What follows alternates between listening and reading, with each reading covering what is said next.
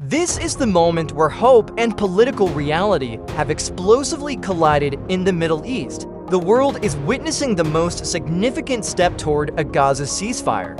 Yet this potential agreement has created a political dilemma so severe it now threatens to bring down the entire current Israeli government. This dramatic development began with a notable shift in tone from President Donald Trump. After issuing a stark ultimatum, warning that all hell would break out if Hamas failed to reach a deal by Sunday night, Trump quickly hailed Hamas's positive response, calling the progress a very special day. The single most crucial point Hamas agreed to and the key to this momentum is the immediate release of all remaining hostages, both living and dead. This is the long-awaited news for the families. Moshe Levy, a relative of one hostage, described the family's response as yes, but a realistic acceptance of the deal despite their commitments to demanding unconditional release. Trump himself emphasized this emotional weight, stressing the importance of bringing all hostages home to their waiting parents. Hamas also agreed to hand over the administration of Gaza to a body of independent Palestinian technocrats, as outlined in the U.S. peace plan. Unfortunately, the excitement is overshadowed by Hamas's rejection of Israel's two essential demands: Hamas disarmament and the withdrawal of its members from Gaza.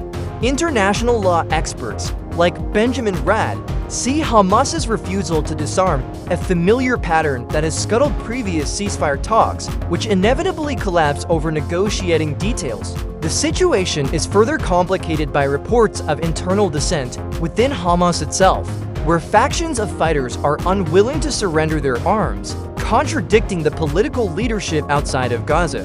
With Hamas expressing interest in a lasting peace, the political pressure has entirely shifted onto Prime Minister Benjamin Netanyahu.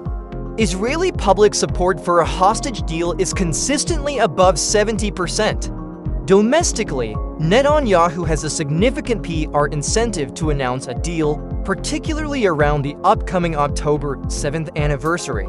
However, accepting the deal without the disarmament guarantee would shatter his hardline coalition.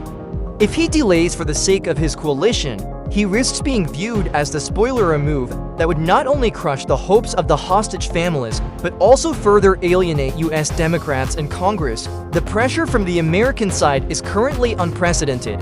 What makes this moment unique is the unification of international pressure. President Trump specifically thanked Qatar, Turkey, Saudi Arabia, Egypt, and Jordan for helping build this momentum.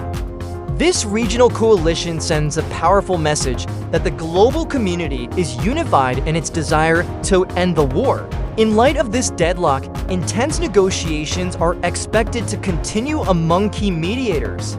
The historic success of this peace effort now hinges on the ability of leaders on both sides to overcome their internal divisions. Hamas must manage its fighter factions, and Netanyahu must face his coalition.